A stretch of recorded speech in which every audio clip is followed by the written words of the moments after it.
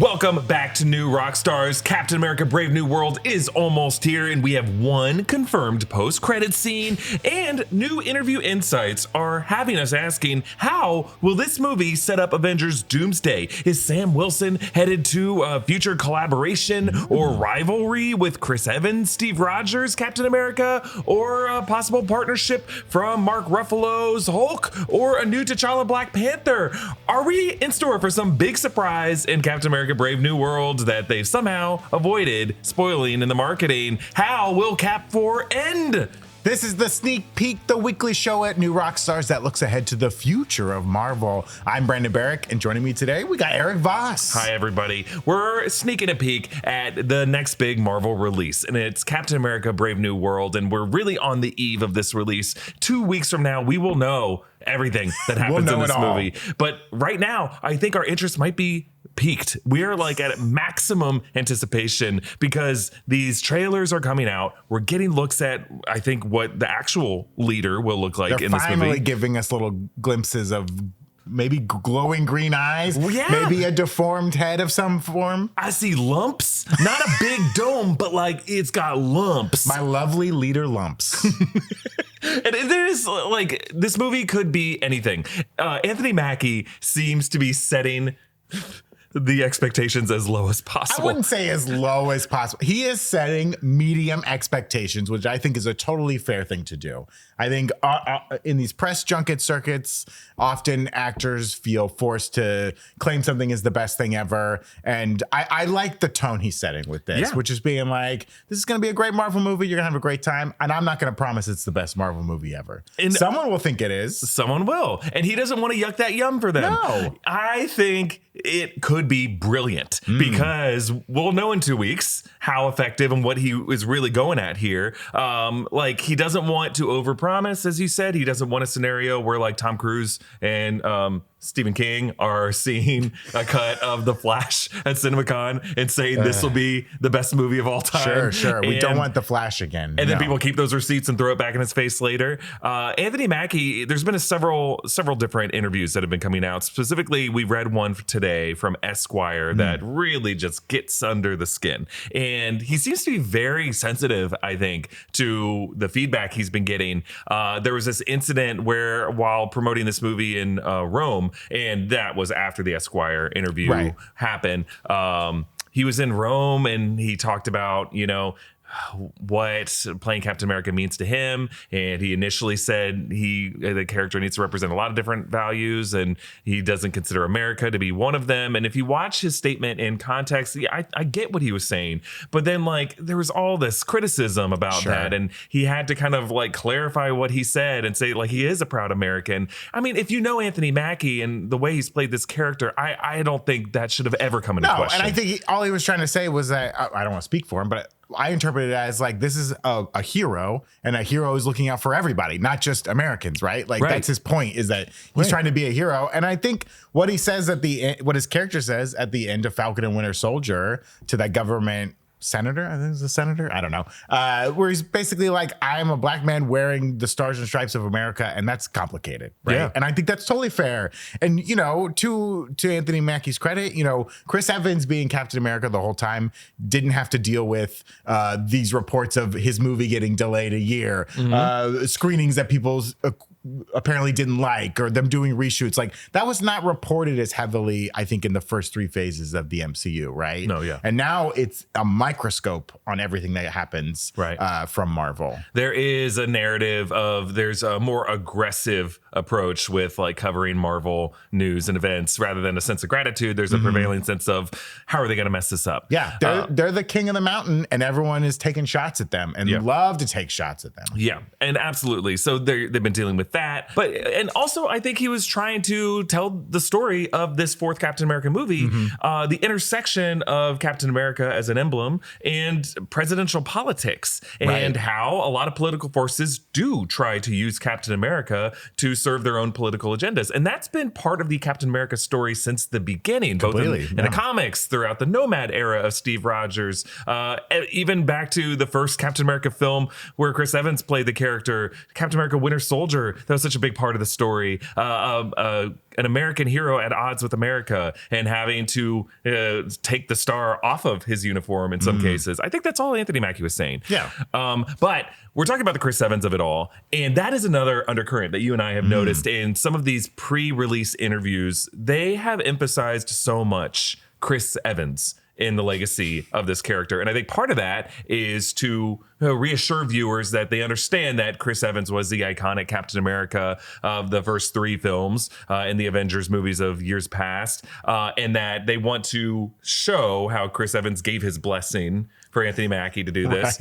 Right. There was a Fandango interview where Anthony Mackie had this whole anecdote that I don't think we had heard before, where he said that while they were prepping for shooting Avengers Endgame, the first time Anthony Mackie learned that he was going to be playing Captain America in the future is that Chris Evans brought him down to his basement man cave in his house secret man in Georgia. Cave. Whatever this room is. The whole story, the way he tells it is great. If you haven't watched that Fandango interview, it's really funny. We should show the clip, but instead I'm awkwardly recounting this great story that Anthony Mackie said as if I'm about to say he pulled back a secret wall and there were all these chains and leather straps up in this red room. No, it's a wonderful story. Check it out. But basically they read the final 10 pages of the Endgame script and then Chris Evans said, "You're Captain America now," and they jumped around. I think the way that story was told too is very interesting because the interviewer, was kind of saying like, did Chris Evans like pass the mantle and like this kind of like gave you the honor? And Anthony Mackie is really straightforward about like, himself, Chris Evans and Sebastian Stan, they were all more like siblings. It's not like Chris was the boss, right? Yeah. It was like they all got along really well and like worked together. And the 3 of them, they have some of the longest tenure in the MCU. And Anthony Mackie showing up in like so many projects throughout the years. And so I think there's a little bit of a chip on his shoulder of like, it's not like I got this blessing from Chris Evans. Like I earned it. I worked my way up and like this is the way the story is going. So I think that all weighs on him a little bit where it's like, he shouldn't feel like he was given a gift. He should feel like he earned it through, his great work as an actor. Something that's kind of tied into the whole Esquire article too, where he's a guy who's been in acting for a long time and has yet to be, I think, fully recognized for his great work. Yeah. And I loved reading that I had forgotten that he was in Hurt Locker. Right. How great he is in Hurt Locker. Nelson, which, they point out like Ryan Gosling got nominated for that, but not him. Right. He didn't get nominated for Hurt Locker. Yeah. So it's very interesting, I think. Yeah. And I think he really deserves all the laurels he's getting for the work he's done. I agree. He has like Twisted Metal got renewed for a second season for a lot of reasons, but like Anthony Mackie is the star of it. And certainly, a lot of these like high budget streaming adaptations or game adaptations on streaming don't always get renewed for second seasons, and it did. And I think Anthony Mackie's a big part of that. Thank you to BetterHelp for sponsoring this video. There's a lot going on right now. Politics can generate a lot of anxiety, uncertainty, and unease about your place in the world. Rather than getting overwhelmed by these super normal reactions to current affairs, try using BetterHelp to talk to a therapist instead. BetterHelp has made starting therapy as easy as taking a quiz. Just fill out a questionnaire and you will match with a therapist in as little as a couple days. If the first therapist doesn't feel like the right fit, you can easily switch to another one until you find someone you resonate with. BetterHelp also provides a journal for personal reflection, plus group sessions on a variety of topics are available every day. Users love BetterHelp. They have over 7,000 reviews and a 4.5 rating on Trustpilot, and it's obvious why. BetterHelp makes sure therapists on their platform are well qualified. If you have any questions, their customer support team is there to help as well. Start fresh any day of the year with BetterHelp. Click the link in the description, scan the QR code on the screen, or go to betterhelp.com/newrockstars and get 10% off your first month of therapy. But I really was just interested in this part of this Esquire article where they were asking about Chris Evans coming back in Avengers Doomsday, according to Deadline. And apparently that came out a couple days before this interviewer talked to Anthony Mackie, and Mackie wasn't aware of it, he said. And he was like, oh, I didn't know that. But, if you ask Chris about it, he's probably going to say, oh, I'm happily retired and not respond. And then this Esquire article writer did reach out to Chris Evans, and Chris Evans basically echoed that. He said, oh, ha, ha, ha. He's like, this stuff comes out every few years, and I've just learned not to respond to any of it. But yeah, happily retired. And a lot of that's going around on social media saying, oh, Chris Evans denies being in the movie. I don't think he was saying that. No. I think he was saying he was just echoing what his friend Anthony Mackie said, like, yes, I am happily retired, but he could probably show up in Avengers Doomsday. I guess what we're talking about here is, are they going to set that up? by having Chris Evans show up in Captain America 4. We think there is something else that they have not shown us in the marketing that they are hiding from us, and not just the leaders lumps. I think it is some other cameo. There's been a lot of speculation. Mark Ruffalo said in an interview like February 2024 that he was going to be in Captain America 4, and then Marvel quickly walked it back. But Ruffalo thinks, he's excited for it, and it sounded like he thought he was going to be in the movie. Could there be another Hulk? Because there is like a World War Hulk's quality to this movie with Red Hulk and the leader in it. There's going to be a lot of Wakandan influence in this movie, of Wakandan technology. Are we going to get a new Black Panther in this movie? Are we going to see an old Chris Evans, Steve Rogers, as he was at the end of Endgame? Or are they going to bring in Steve Rogers from another dimension? And then we can see how like two different eras of Captain America might team up in the next war. What do you think? I think that's all very important to consider, because we have to remember this movie did have a round of reshoots last year that was 22 days, which is about 3 weeks, right? A little That's more a than lot. 3 weeks, maybe 3.5 weeks if they're not working on the weekends, right? And this happened in May 2024. We learned about it. That's when they brought in Giancarlo Esposito, kind of added his character. Maybe at the cost of my boy Seth Rollins. Sounds like it was. The architect, the Monday Night Messiah, devastated. But we now know that at this time, they would have known that the Russos were coming back to direct, right? And that RDJ was going to be Dr. Doom. So this is something that was maybe not in the initial movie, that now when they go back, they do this reshoot last year, they can add this stuff in. Yeah. And we didn't know it at the time, but then we learned at Comic-Con, RDJ is going to be playing Dr. Doom, and the Russos are coming back. So now it reframes this whole round of reshoots. Yeah. A lot of it was to put in Giancarlo's role, but I think this is when they could have made a decision like, we either need to introduce Doom in an interesting way in this film. We either need to tie this film closer to Thunderbolts because this film moved around in its release schedule. We need to, introduce another Hulk. Either a brand new Hulk, which I think that would be crazy, or we bring in Mark Ruffalo Hulk, or we bring in She-Hulk, Tatiana Mosley? Tatiana Maslany to bring She-Hulk, right? Or maybe Scar. It's possible. I think we have to consider that this movie has a connection to Doomsday that was not there before, and that they're certainly not putting in the marketing at all. Yeah. And maybe that's also like Sebastian Stan, right? Sure. To tie it to Thunderbolts, because maybe Thunderbolts will lead even more into Doomsday. Yeah. I don't know.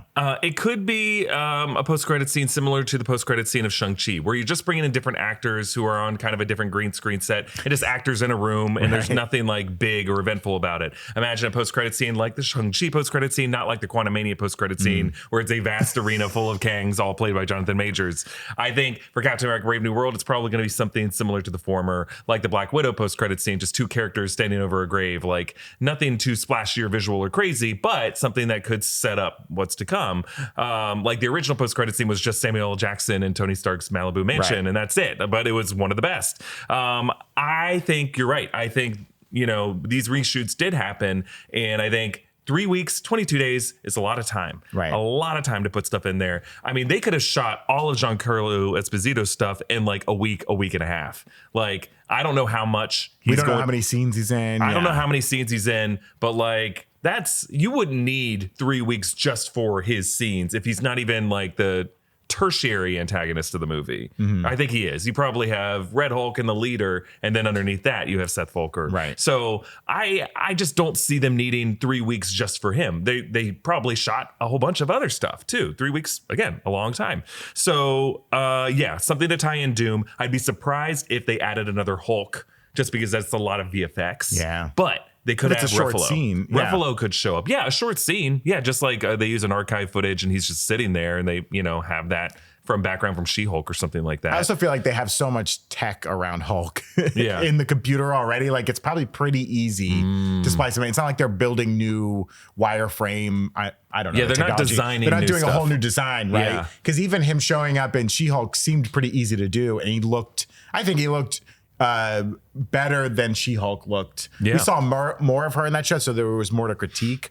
But I think like he looked great in that show because I think they have a lot of the files already rendered. Yeah, the work had been done by the designers do. on Infinity War, or not Infinity, but like Endgame, Ragnarok. You know, they had the assets already. And I know this movie has been like plagued with rumors, mainly because it got delayed, both because of these reshoots they did, but also the writer's strike delayed this movie. Yeah, that played a role into it. But still, like even 3 weeks of reshoots for this movie, that's half as much as they did for Doctor Strange in the Multiverse of Madness. That had like 6 weeks of reshoots. Yeah.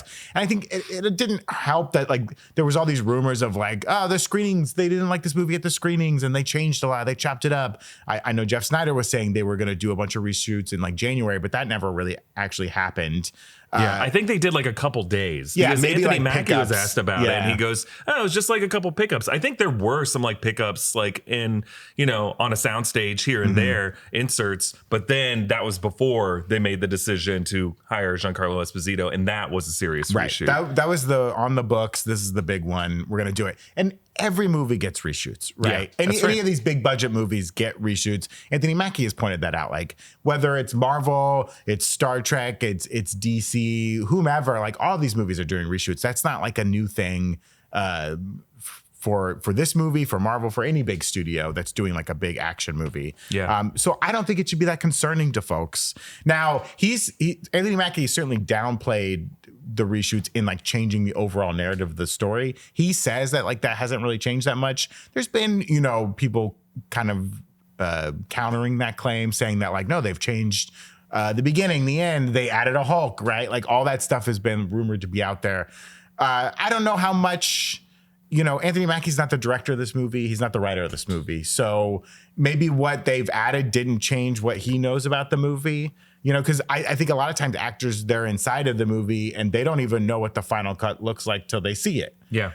Which he has seen, and he's commented on that. Let's talk about what he said. First I like this, what he said about Let's this movie. roll the clip because I cannot do it justice of this Fandango interview. Look at that. Right, Cap. that's a wrap. We're done. In March. Done. There you go. Okay, so there's that. And then recently in this interview that he did with Esquire, he's talking about how he saw the movie. He said, this is his review of the movie. Quote, "It's literally the best movie it can be. It stays in the lines of Marvel, it stays in the lines of Captain America, and it's fun and it's big." Hey, boom. An accurate statement. As far as I can tell, it's fun and it's big. Yeah. I'll go see this movie on IMAX based on that. Yeah, but he's not claiming that the hierarchy of power is reset in Marvel, right?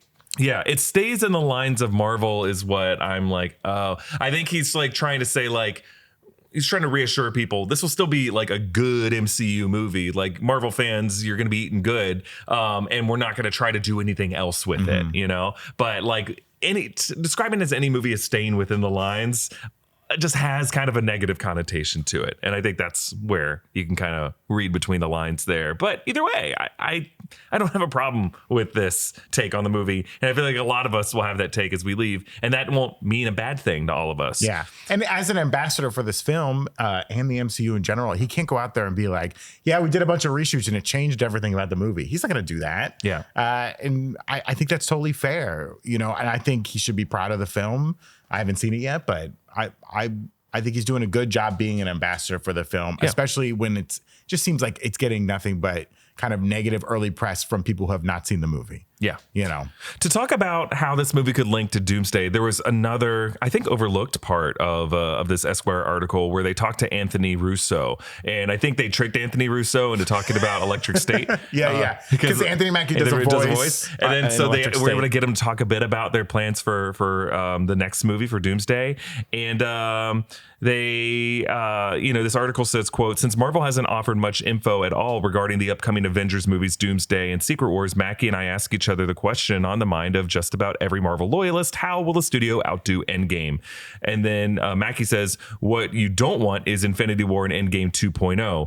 And he says, speaking of the directors, he adds, "The Russos, they're so smart and they have such a hold on this universe and the history and the comic books that I know they have an idea. I mean, they better have an idea. I don't know how you put all those people on screen together and make it work." And then the article writer says, "When I talk to Anthony Russo, it's clear that he does indeed have an idea." media, at least as far as Mackie's Captain America is concerned. Quote, he represents a unique space in the Avengers spectrum, Anthony Russo says, and it's the greatest thing because sooner or later, the collective storytelling is going to be in that space he occupies.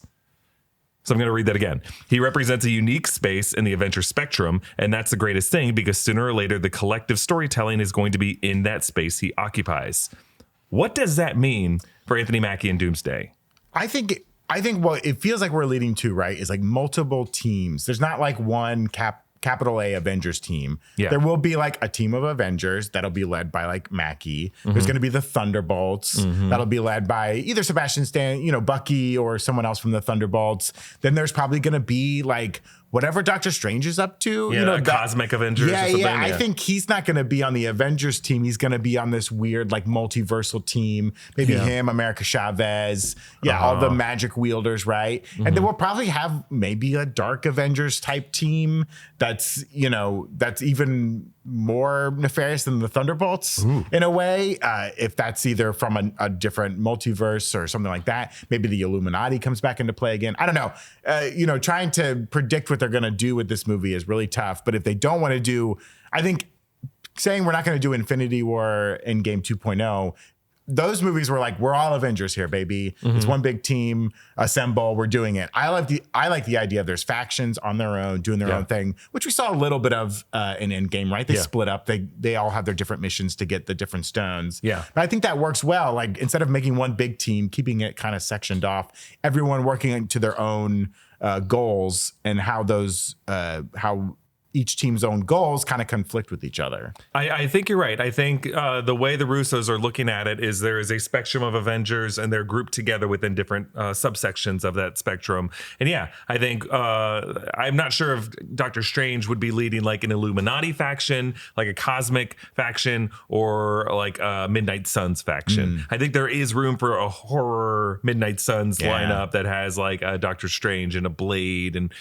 like an Agatha Harkness or something like that. Moon Knight's got a god on his side. Come on. Anybody who's like involved in the occult or witchcraft or sorcery could be on one team. And then you could have like more of a cosmic team that is like legendary Star-Lord and Thor and people who are just, space set characters. Captain Marvel could be on that team. But yeah, I think that's how they visualize this character. It's just interesting that we've had so many Russo quotes in an article about Captain America 4. What do they have to do with this movie? Well, they directed the previous 2 and 3, so I think they're kind of implicitly getting their blessing as well, and like where they took the character of Steve Rogers, because obviously they are very opinionated about Steve Rogers' relationship with the U.S. government and with like government oversight and regulation, and I think they want to convey that that's going to be part of the thematic underpinnings of this movie is like, what happens if Steve Rogers has the president's, or what happens if Captain America has the president's ear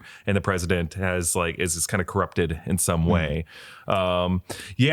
So I'm thinking that I don't know if it's in this article, but it was in when Anthony Mackie was at CinemaCon last April, and there was some other thing where they said that, this article talks about it too. It's Captain America 4 ushering in a new era of Marvel. Anytime I hear people on the studio side talk about Captain America 4 that way, it feels a little weird to me, because in my mind, it is not the way you would promote this movie. This movie is like a continuation of what you liked about Anthony Mackie's take on the character from these past several films and these streaming shows. And it almost feels like, well, we wanted to deliver on like a Red Hulk storyline. Sure. It doesn't feel like I have to stretch to see how this sets up like the future era of Marvel, other than Anthony Mackie coming back as one of these faction leaders in Doomsday. So I feel like they wouldn't make that promise unless there was something in this movie that tells you where it's going. So that's why I'm saying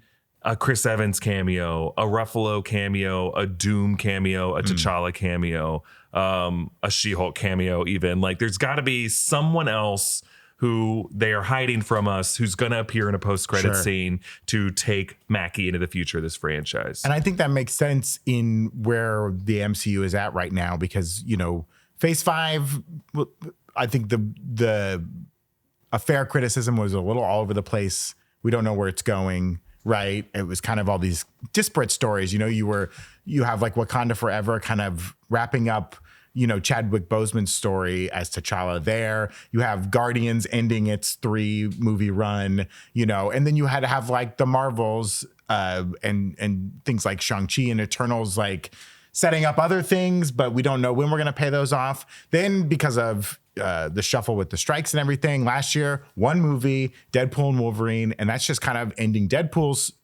trilogy and kind of just ending the X-Men Fox universe in its own way and telling its own story. But now we're really on the road to Doomsday and Secret Wars. And I think this movie it doesn't have to like set up everything, but it certainly wants to open the door of like, this is the path we're going down. And I think that wasn't part of the original story they were going to tell, but they added it in for this movie because they realized now we have a clear image of how we're going to wrap things up. We had something in mind before and that all had to go away. So now we've reset. We have a clear image. We know how we're going to get there, and we're going to start laying those building blocks to get there. And I think it's very minimal. And the reports are, we haven't seen the movie. We haven't seen a screening. No one's seen a screening as far as we know. We don't know.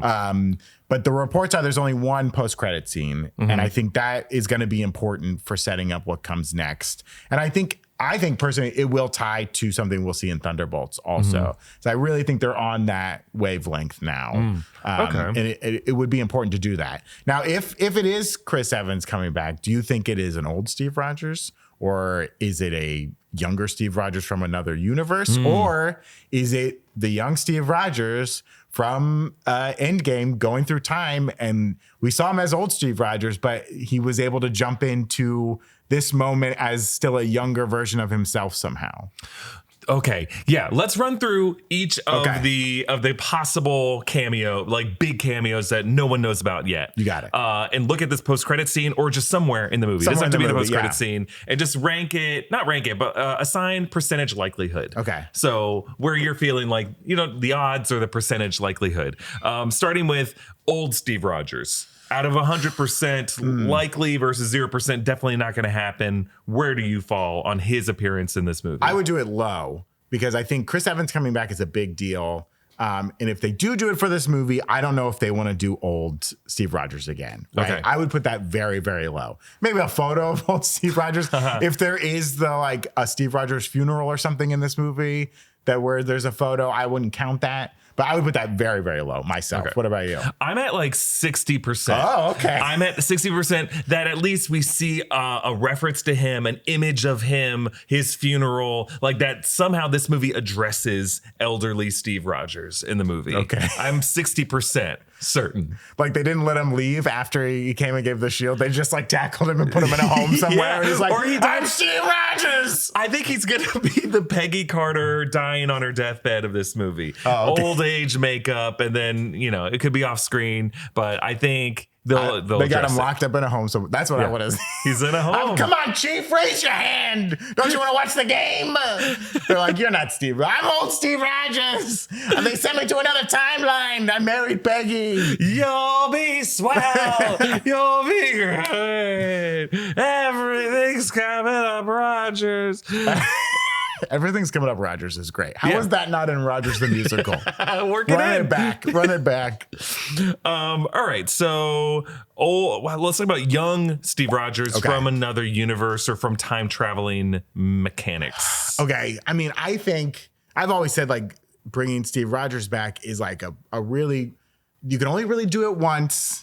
But if they intend to have him be a big deal in like Doomsday or Secret Wars, I could see them being like, we're going to tease it right now just to get that hype level up. I would put this higher than old Steve Rogers. Ooh, okay. This would be, for me, I'll give it a 50%. Okay, 50%. A coin flip. If they're doing Chris Evans as a cameo in this movie, it is a young Steve Rogers. I don't know how, but it's a young Steve Rogers. I think a young Steve Rogers is more like 10% likely for me. Just because I'm trying to imagine if you're Julius Ona, it's the order from Marvel Studios to have some kind of like glowing time travel rift of some kind that shows up in this movie. It's just, you have to idealize that. It would have to be a TVA time door would be the only thing that viewers would understand making sense. Right. Because if it's like a quantum gate, that we saw at the end of Endgame, it's going to require like a whole an idealized scene of like Anthony Mackie and Joaquin Torres walking into some new Avengers base that we don't know exists, maybe inside of,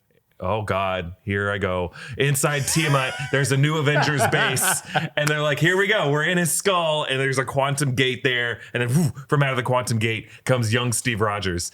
What I just said. Like a Mr. Fantastic time. Oh, a time. Yeah. Time a thing? Doom time door. That's fun too. I think that would be, people would have to link it immediately to Multiverse of Madness. So I think TVA door or quantum gate inside of Arishem. Not Arishem, Tiamat. But either way, I'm like 10%. At most 10% that comes true. Fair. But I think you're right. I think someone at Marvel Studios is like, if we're gonna bring Chris Evans back, we're not gonna put him in old age makeup. We're gonna bring back Chris Evans because he's gonna be in Doomsday. Yeah, they want they want the young guy. I see the alternate take. And I hear you, and your director Julius Ono not wanting to do it. I think it was not in the original cut, and they added that was a thing. So they you shot. think they brought in the Russos to shoot it? Yeah, or not the Russos to shoot it, but like they told Julius in this reshoot, it's like you got to add in Chris Evans. I see. We've changed the story. We've already pre-vizzed out everything, and you just have to put the actors on the set and tell them action. We've got 2/3 of Secret Wars already done.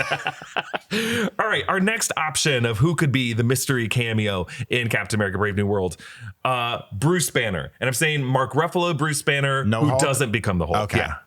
Who is not in Did Hulk they confirm form. Liv Tyler shows up in this movie? We know from set photos, at least in the older version of it, and we know that funeral scene is in the movie because we've seen it in trailers. Yeah. So Betty Ross is going to be in the movie. I think I would put this very high, especially if it's not Hulk, because I would think he would want to see her. Now, you'll have to forgive my Hulk timeline confusion. Does he go back to Bruce at any point now, or is he just Smart Hulk all the time now? Well, as of She-Hulk, we learned that he has this inhibitor device that he created at some point after Endgame that he was wearing both in Shang-Chi and in She-Hulk. So as long as he's got that inhibitor on, he can be. But after that in She-Hulk, that thing got damaged, and he was like Smart Hulk for the rest of She-Hulk. We didn't see him back as normal Ruffalo. Yeah, I could see this happening. Yeah. This is high. I put this at like 80%. Especially, I think they would like to have him, interact with Betty again. Yeah. I would put this high at like 80%.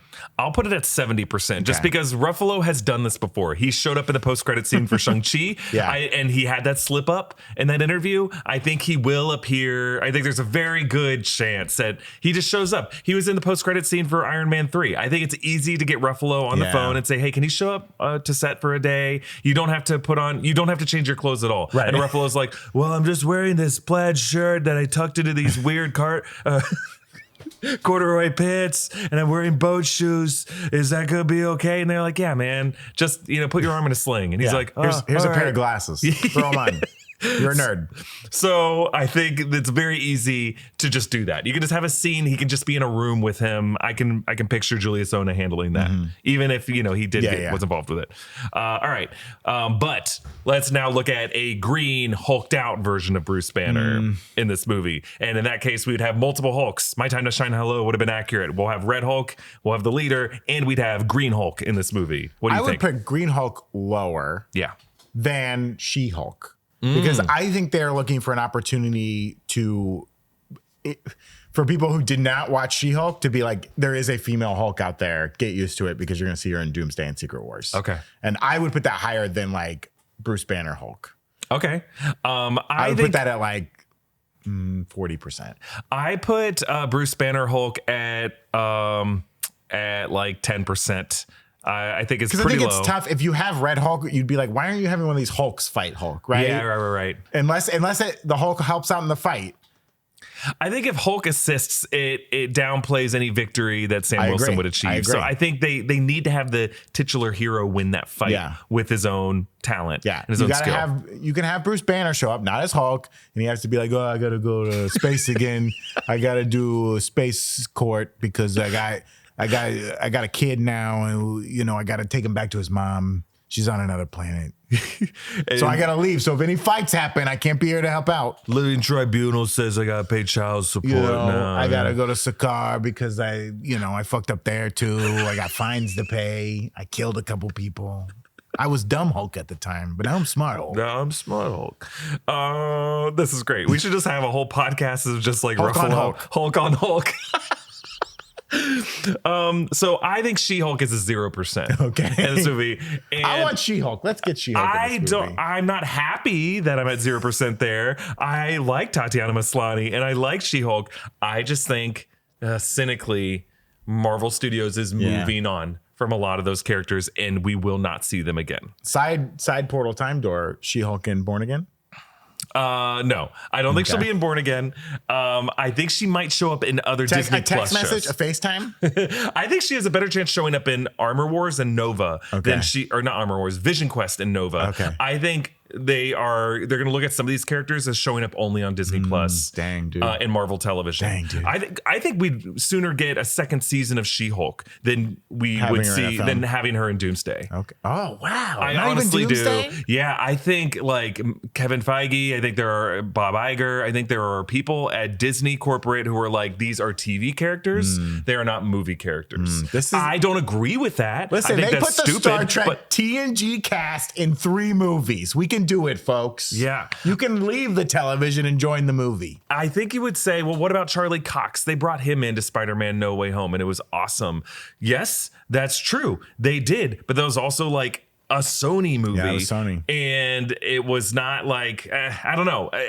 It's just a different case They because put Miss Marvel in a whole ass movie. They did, but I think there are just some cynics at the studio who are like, that movie underperformed. And I really hope I'm wrong. I want to make it clear. God, I hope I'm wrong. God, I hope we get to see Kamala Khan in Doomsday I would like and Secret to see Wars. him just like going back and forth all the time. I'm worried, man. Yeah. I'm really worried that like they're going to say, oh, She-Hulk costs too much. It's too much of a visual effect. And people didn't like that show. And we have all these other characters we'd rather put back in it. And she just didn't make the cut. Again, I hope I'm wrong. I heard Bob Iger saw She-Hulk and wanted to put her in Moana too.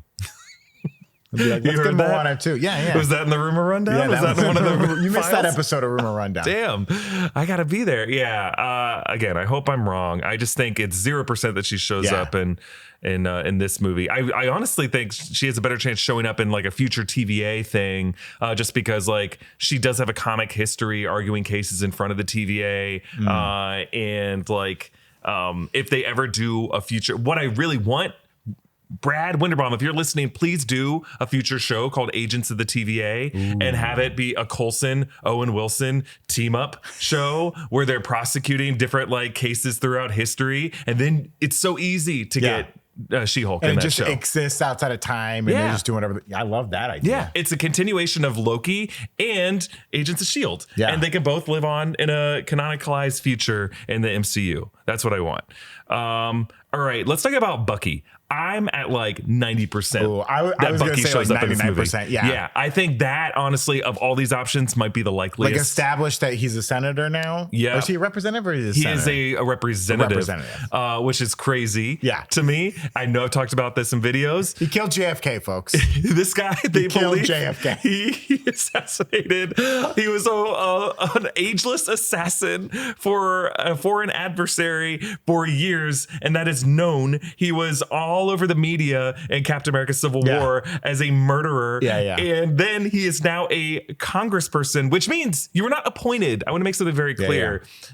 In the United States government, you can appoint senators in the case of a vacancy. They have the governor of whoever the state is appoint the senator to, and that person does not have to be elected. But every congressperson in the House of Representatives does have to be elected. Now, they will leave a seat vacant, but they will never. You can never appoint. Just throughout, without having them be elected, you can never appoint. Can you do the spouse switcheroo with representatives? You cannot. You can only do it with senators? Yeah, that's how they used to do it. That was like the old school way before the, I can't remember which amendment. I think it's the 18th Amendment of like direct election of U.S. senators. And that changed the whole process. It used to just be like the spouse of the senator in the case of a vacancy would just kind of like sit that vote. But now like the Senate has just become increasingly over the 20th century more and more polarized. What? And razor thin margins. Our our Senate.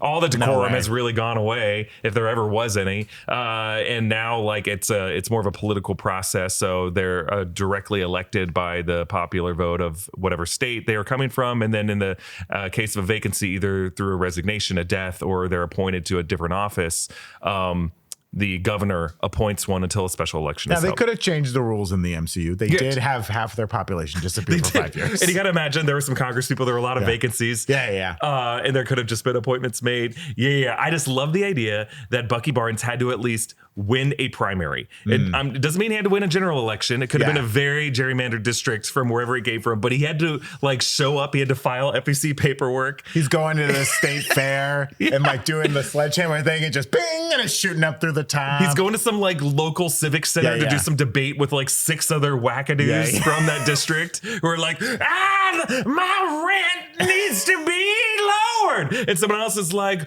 I want to live on a compound. And someone else is just like, you know, going off directly quoting Marx while people are throwing shit at him, and Bucky just like chokes him and everyone cheers and they're like, him.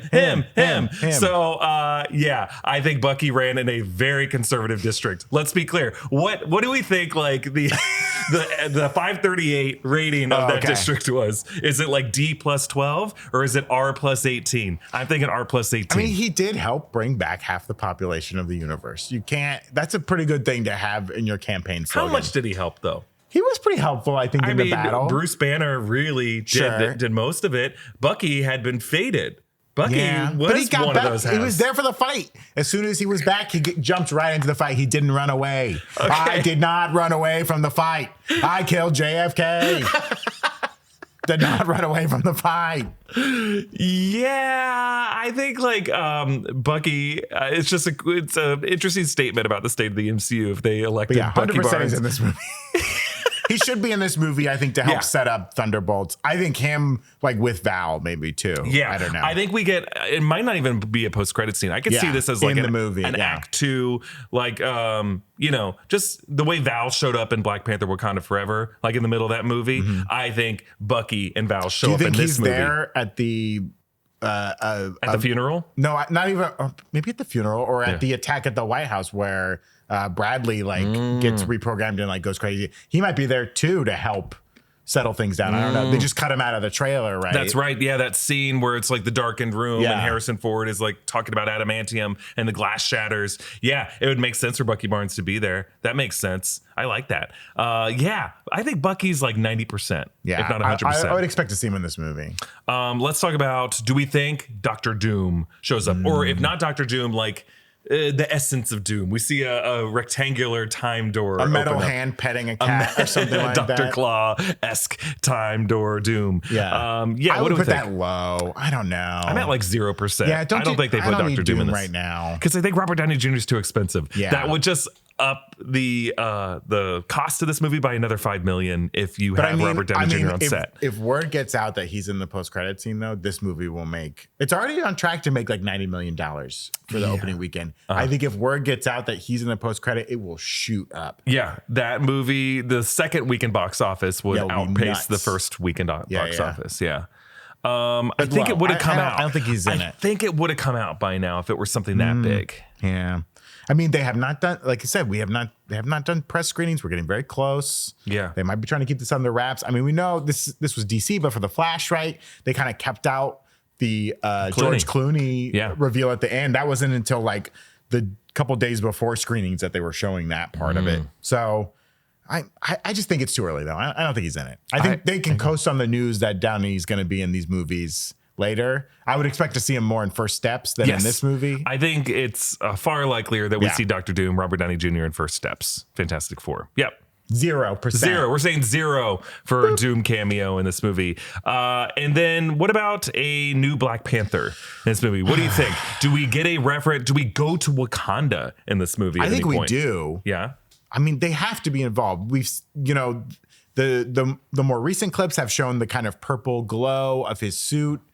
Because he has a new suit, but it's still made of vibranium. So it had to come from Wakanda. He has close connections to Wakanda. Bucky has close connections to Wakanda. They're talking about, adamantium, and that's changing the game. I would expect if we may not go to Wakanda, but we'll definitely see at least one Wakandan in this movie. Yeah. Now, a new T'Challa, I don't know. I mean, there's a lot to do in this movie. Yeah. Why wouldn't they bring back Shuri in the Black Panther suit, right? Because they don't like Letitia Wright. I mean, that's possible, but I think that would overshadow the movie a little bit to have like a new T'Challa. Like it definitely would overshadow it. It would be all anyone's talking about, and then you kind of put like Letitia Wright in a weird position where she's going to get asked about it. I don't know. I think if there's a Black Panther in this movie, it would be Shuri. I don't think they would pull the new T'Challa yet. I think that would be maybe a bridge too far. Now, I think it's more likely that there's like a Koye in this movie or like any war dog showing up in this movie makes a little more sense. Yeah, I think we see some Dora Milaje show up to a international delegation in this movie. There's going to be a lot of scenes with just like different foreign dignitaries, either at the UN or at like a White House summit or something like that. And I think we see a representative of Wakanda, whether it's Okoye or M'Baku. I don't know if it would be Nakia, right? She seems kind of like out of it because she's with Toussaint now. Yeah, I'd be surprised if we see Toussaint. I think War Dog or is it the Midnight Angels? Is that what they're called? Or well, that's kind of what Okoye became. Yeah, by the end of that, I would expect to see them more than like a Black Panther. Do we see an Everett Ross in this movie? Oof. Do you think we'll get some answers about when the Skrulls kidnapped him? They're not going to talk about Skrulls at all. Okay.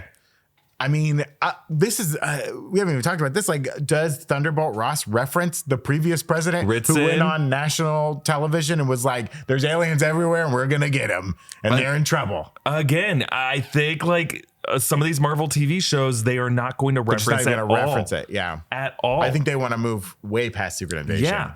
They want us to just be okay. They're going to like retroactively categorize Secret Invasion, I think, as a Marvel Spotlight or just a Marvel television show that is not really necessary to watch. I hate to say it, but I think they're going to do that.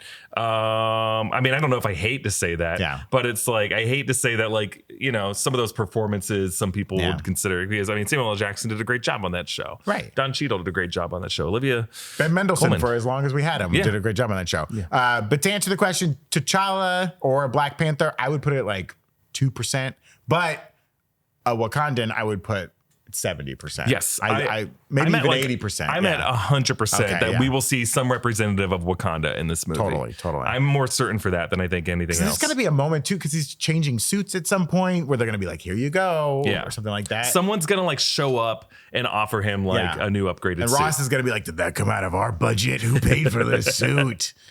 I got the fiscal hawks on my ass. Congress is shutting down my funding. Give me some marijuana. Smoke some. They made me take out my earring for this. Every time the whole seal's right back up ever since I drank from that cup. Do you think they hired a PA just to hold Harrison Ford's earring for the whole movie, and they aren't allowed? I bet he left it in, and he was like, "Edit it out, you freaks." Edit it out. Somebody still put the earring on Red Hulk, like it's still there. The Red Hulk ear formed around the ring hole. But Hulk's hole would no, shoot right out. Yeah, I don't know. Like Hulk's tooth. Two earrings. He doesn't spit out his his what are they called? Fillings. Yeah. When he turns into Does Hulk. Ross have like a fake hip? And when he turns into Red Hulk, it just shoots out. Ross had heart surgery. Oh, yeah, he definitely if he's got a pacemaker in there or a stent, would Red Hulk squeeze out those stents? I think that's what makes Red Hulk hot, is because there's a pacemaker in there and it fuses with the Hulk cells and creates fire.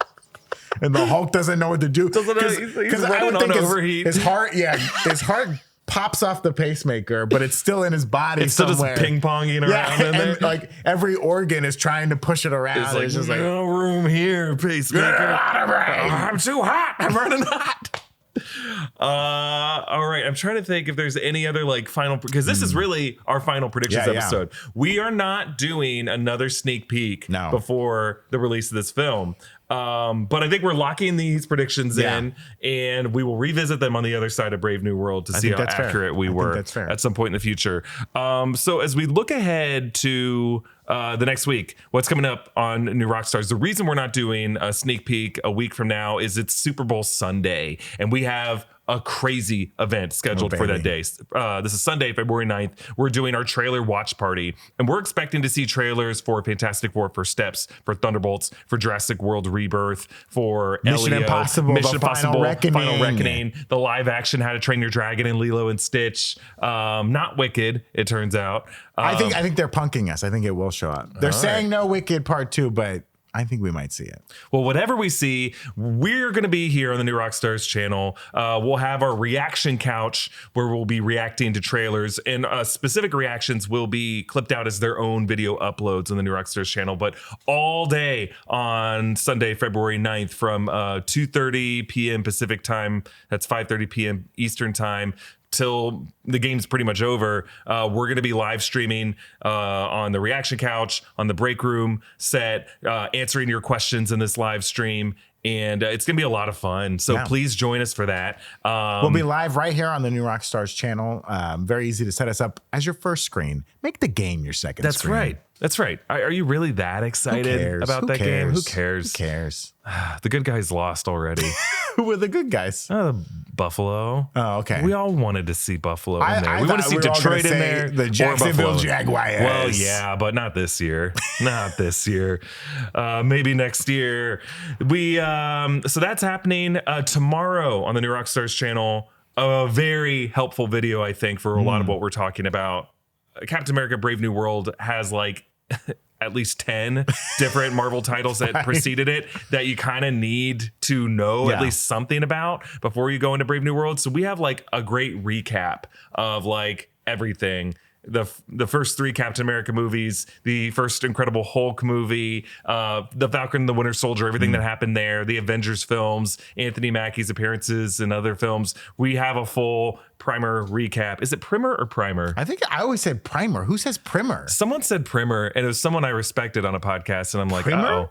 This is like biopic versus biopic. Yeah, I've never said biopic. I think that's biopic crazy. is weird. Zach Huddleston says it all the time. He Shame does. him. Shame him. Yeah. Shame him. Find him and shame him. Shame him. But we have such a busy week. So that's tomorrow's video, that primer. We're also covering Your Friendly Neighborhood Spider-Man. Jessica is breaking down all of those episodes. That's coming out on Wednesday. On Thursday, Jessica's breaking down the first 3 episodes of Invincible. Oh, that's right. Of this 3rd season. That's coming back to Amazon Prime Video. 3 episodes. Dropping 3 episodes. And you and Gina are helping Jessica research and write that as well, right? Oh, gosh. Oh, I guess I am. Oh, gosh. I thought he already knew. And then on Friday, we're going to have our breakdown of Severance. Severance episode 4. Yeah. I haven't seen it yet, but our breakdown of episode 3 is currently on the channel. I love this season. It's been so much fun. And then another episode of the Rumor Rundown. That's our new podcast show that we're doing here at New Rockstars. And it's going to be a really fun episode. So be sure to watch that. And then again, Super Bowl. Yeah. Super Bowl, baby. Join us for that watch party. That's going to be a lot of fun. It's going to be really fun. We did it last year. This year it's going to be even bigger. Yep. And then the week after that will be the release of Captain America Brave New World. So we'll have a full big old Easter egg breakdown of everything you missed, another breakdown of the post-credit scene, and then Sneak Peek will be back that weekend. So we're taking a week off, but it'll be worth it. All right, Brandon, let's talk about what we're watching. Are you spinning? Yeah. Oh, okay. Yeah. That was a good spin. We'll speed that up in post. Thanks, Dad. Here's what I'm watching right now. I'm really enjoying a little show on Max, HBO Max. I don't know what you call it anymore. The Pit. The Pit. It is a medical drama show starring Noah Wiley, who is not he's not reprising his role as Dr. Carter from ER, but you could pretend that he is. I think. Yeah, I feel like that's fair because he's running this ER in Pittsburgh. The fun device of the show. They've had like 4 episodes, I think, at this point. No, the 5th episode comes out today, I believe, at the time of this recording. But the fun device of the show is that each episode is an hour of real time. Oh, so the first 24. episode is like 6 a.m. to 7 a.m. The next is like 7 a.m. 8 a.m. to 8 a.m. It's great. It's been a lot of fun. It's also made me go back and start rewatching ER, which is on Hulu, which is also great for most of the early seasons. Yeah. And then it goes a little off the rails. But it's been great. I really enjoy it. Noah Wiley's great. There's a lot of great actors on this show. Some very gross medical stuff, which my wife enjoys, and it always makes me wince. Oh, yeah. But it's been really good. I've been really liking it. I gotta check it out. Yeah. The Pit. I finally watched Conclave. Oh, Yes. what did you think? I loved it. It was great. So much. So much fun. There are like interesting reveals that happen in the movie, and I was just kind of like doing a bit with my wife where I very much called it, like dead on the nose called it. And I afterwards was like, I'm so sorry. She's like, you knew what happens in this movie. I was like, I swear to God, I did not know what happens in this movie. You called it. God's not real, folks. Called it. Yeah. It's an that movie incredible was great. film. It's beautiful, and I love. That's a great movie that like does not explain anything for you. Yeah, you just kind of have to figure out what's going on. There's some great performances in it. Really fun. I really liked that movie a lot. Yeah, I grew up a Roman Catholic, and all the weird political mystery that happens when these cardinals go behind closed doors is just such a fascinating story. And I know there's probably been other like TV shows and movies that kind of dig into it. Sure. Angels I and didn't Demons. watch the new Pope or the young I didn't Pope watch or two the popes. hot Pope. Yeah, young Pope. Didn't watch it, but this, I mean, Ray Fiennes just gives a hell of a performance. Stanley Tucci's great. Stanley Tucci's good. Isabel, John Lithgow. Isabella Rossellini getting nominated for her very small part in the movie, but she steals it. She's really good in the movie. The movie is just really great, and I'm not surprised that there's been some stupid controversy around it, but like I think it is just really well done. Yeah, what happens in the movie. It's also based on a book, and I didn't know that, but it's great. It was one of my favorites of the year. Beautiful, so love it. Now, next on my list, I think is The Substance or The Wild Robot. Oh man, I watched The Wild Robot with my nephews last week, and it was. I mean, the trailer for that movie would make me cry every time, and there were several moments I teared up during the film. The film is also The Wild Robot is really like intense about like, hey, animals eat other animals and kill them. Okay, that's kind of like a big device of the movie, and you're like, I'm like, are my nephews picking up on this? Is this traumatizing them? They don't seem too upset. I'm upset. Oh, okay. Yeah. Well, I think, but it's a beautiful animation and really sweet story. Really, really good. All right, I'll try to check it out. I think it's streaming on Peacock right now. Oh, I have that. Hey, congratulations, Peacock! You only lost $3 billion this year. You saw that article? That article was wild, just wild. But I mean, that's how a lot of these streamers. Than they lost last year, and I think they were saying they have 36 million subscribers. Which is up for them. That's up, but still, that is losing so much money. But a lot of these streamers are just net losses. Disney for Plus the is now just finally making money. Only finally, and Disney Plus has been around for 5 years. And now it's finally starting. I mean, Netflix operated at a loss for like a decade, right? Yeah. It didn't make I mean, Amazon did too. All these companies do this kind of stuff. But maybe, you know, the increased popularity of WWE on Netflix will help boost Peacock subscribers numbers a little bit because they have all of the premium live events live on Peacock, as well as they get like the replays of what will now be SmackDown because that is moved back to USA. And Peacock has The Office. Right. And that too has The Office is king. Like The Office is still like one of the top streaming titles on all platforms. And once I think Peacock would not be able to function without having The Office. And they did well. I mean, the Olympics helped them out a lot. And you know what? Credit to Peacock for the way they covered the Olympics, because you could skip all the awful regular coverage and just straight watch any sport you wanted to watch. And that was very helpful. Yes. Peacock is. This sounds like a big ad for Peacock. I'm now realizing. I don't think we've been doing that much. If you have to choose between Peacock and Paramount Plus, Peacock is doing everything that I wish Paramount Plus would do with CBS content, and Paramount Plus just denies you abilities to watch. Why shows can't I watch the challenge on Paramount Plus? It's not so the annoying. Challenge All Stars, the regular challenge. Though Paramount Plus does have my beloved Mission Impossible movies. Oh yeah, they're all there. Oh baby, back seasons of Survivor. You know, they've got most of Taylor Sheridan's content on Paramount Plus. That's right. My wife has been watching Lioness. Ooh. Never heard of that one. How many shows does Taylor Sheridan have? He has quite a few because he has Lioness and Landman. He has the 1923. Yellowstone. I don't know if they're still making. Well, Yellowstone is like Yellowstone 1930, 1888, which I don't think they're making. I don't know if they're making more of those, and 1932. Okay. Or 33. And then I don't know if they're done with Mayor of Kingstown, the Jeremy Renner show. I know they did at least 2 seasons of that. Oh. And then I think the 4 Sixes is supposed to be a spinoff show now too from the Yellowstone universe. He's got too many shows. He's got a lot of shows. He can't keep getting away with it. Well, let us know what you're watching in the comments below and what you're most looking forward to. We will not see you next week on Sneak Peek, but we'll see you the week after that. But we got a lot of stuff coming out on the New Rockstars Break Room Network right now. So be sure to subscribe to all channels of the New Rockstars Network. And we'll see you Super Bowl Sunday. Yeah. Bye, everybody. Bye.